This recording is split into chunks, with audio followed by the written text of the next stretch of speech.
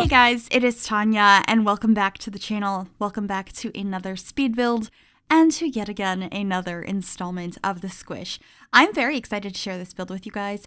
This is inspired by trailer homes, but it kind of got renovated, I suppose, over time, because I was thinking originally it was just going to be this one shape, but as you can see already, we're adding bump outs onto it. So I'm thinking that the core rectangular shape was the original shape of this home, and there were some renovations done over time to add additional pieces to it.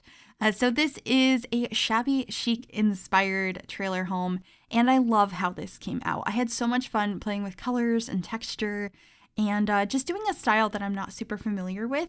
It's been on my to-do list forever to do something shabby chic. I feel like have I done an apartment in this style? I feel like I wanted to, but I don't remember if I have. But I had this on my to-do list, and I thought it'd be a really fun one to do. And I streamed this over on Twitch last week. It was a whole lot of fun. So if you guys are interested in the future in checking out streams, I do stream 4 times a week over on twitch.tv/Gryphi. I'm not sure if the stream playback of this particular build will be available or not on my second YouTube channel where I upload all those VODs.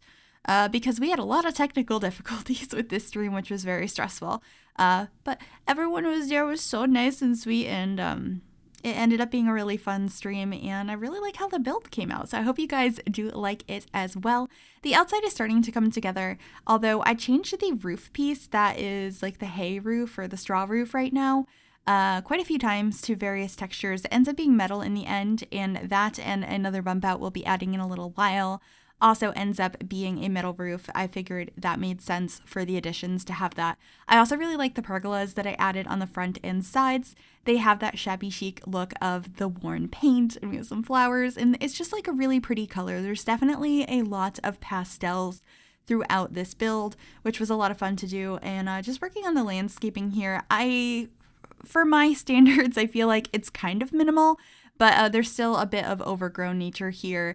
We are building in kind of it wouldn't be the countryside, the middle of the woods area that's like up past the beaches in Brindleton Bay. I feel like I haven't built here in a little while, and I always end up in Windenburg. So I was like, you know what, we're going to go to Brindleton Bay today. We're going to build there and have a little bit of fun with it. But let me know what worlds you think I should build in. I feel like there's some that I don't build in that often, but if you could see me build in any of the worlds in The Sims 4, which one would you like to see? I'd be cool to find out that information and probably do some builds there sometime soon. But I added the flower arranging table outside. I thought that could be a fun skill, but it also has the worn paint looks. I liked that.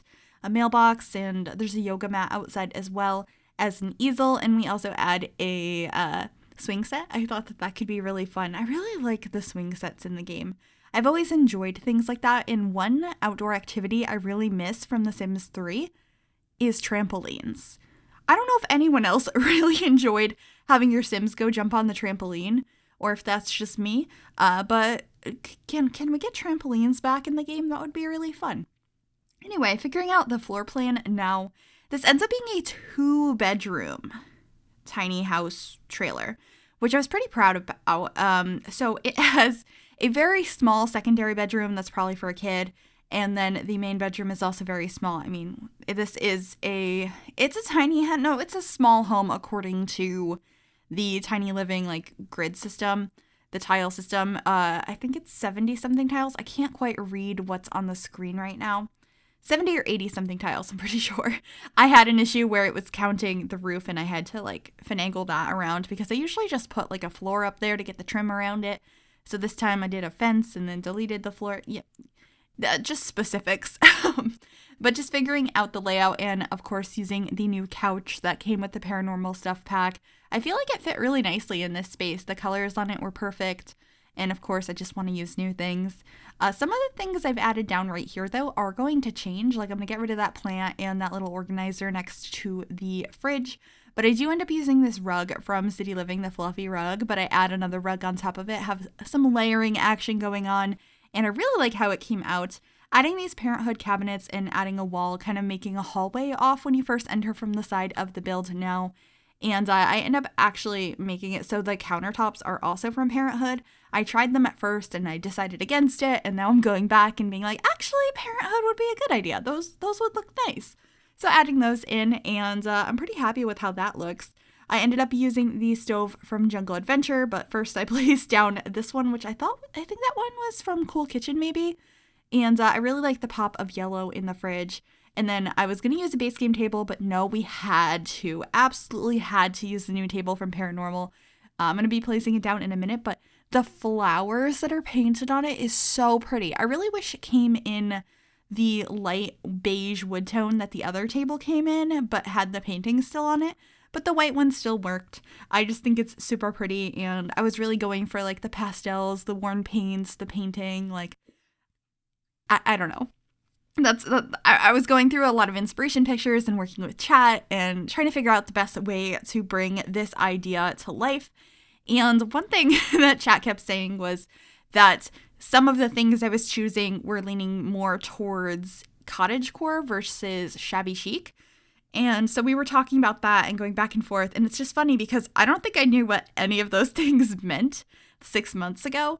And so I feel like some of it is a fine line between them, but I really enjoyed this style. Let me know how you think I did, if you're really familiar with or into the shabby chic style, and any other types of builds you guys would like to see as well.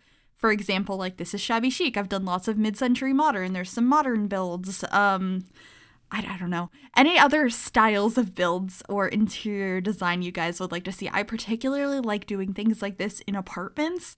It's so much fun. So definitely open to your suggestions. But over here by the front door, I'm just adding a little easel painting thing. It's not an easel. It's the artist table. I thought it was kind of cute to add that as like a side table, even though that's not really what it's for. It was just kind of a fun idea in my opinion. And then just adding this base game light. I do end up moving it over to the dining table afterwards.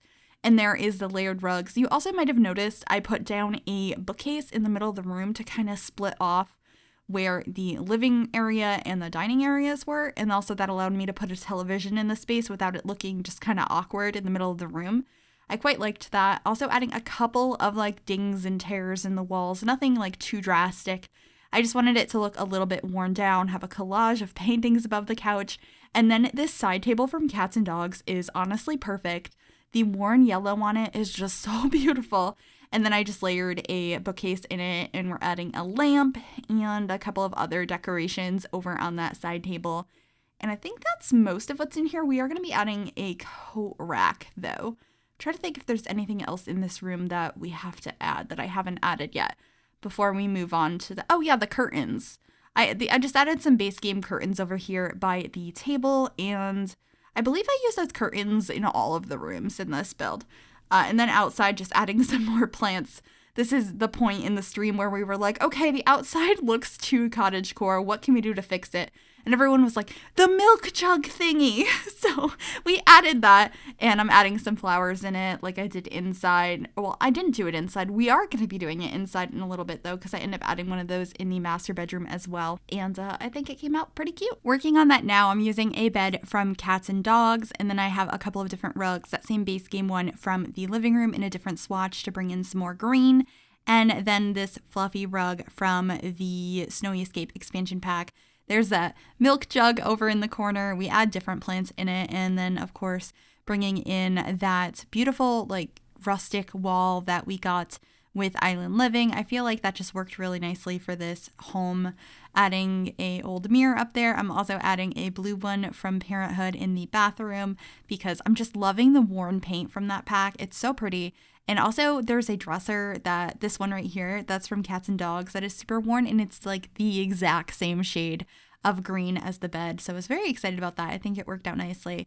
Just going to be adding a plant up on top of that, as well as a painting from Realm of Magic. And then I think that's the rest of this room. I'm pretty sure I don't add anything else in here. Yeah. So we're moving on to the kids' bedroom, and we decided to go with this more vibrant flowery bed from Parenthood. I have some trees growing up the walls. I know they're just decals, but I thought it looks cute. And then this little dresser that's a little bit distressed, that is also from Parenthood. I think it's really pretty. There's a laptop in here, so there is a computer in the space. And then adding that same Snowy Escape rug. I do end up swapping the direction of the bed though, so that way that the desk and the bed are definitely 100% functional, because right now I'm not sure if they were.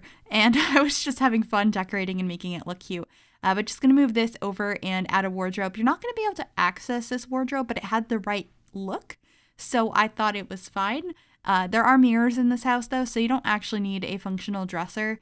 As long as your Sims have access to a mirror, they can go ahead and, you know, change and plan outfits. And if you don't want to use cheats, if you want to use cheats, you can just like shift click your Sim and go into create a Sim at any point in time. But I know a lot of people prefer not to use cheats. But just adding a tiny dresser next to the bed, I scaled that down. I thought it looked really cute. And the same curtains from all the other rooms, but making them pink in here because I just thought there could be a little bit more color in that space. And now we are working on the bathroom. It is a simple 3x1 tiny house bathroom. I do these quite a bit, having that more rundown wallpaper as well as that mirror. And, you know, you have a toilet on one side, a sink on the other, and a shower in the middle. Oh, this little over toilet organizer from Parenthood in that swatch is so pretty. You can really see the worn down paint. And I quite enjoyed that pop of color in this bathroom. But other than that, that's pretty much this whole room. It's quite simple. It's definitely quite simple. We're just adding a couple more decorations. I think we add a rug in the hallway, and then that's going to be it for this build, and we're going to head on into screenshots. I hope you guys enjoyed this. If you did, make sure you give this video a big thumbs up. You can also subscribe to the channel if you haven't already, and if you click that bell, it'll turn on notifications so you'll be notified of every single time I upload a new video. Thank you guys so much for watching, and I will see you all soon. Bye, everybody.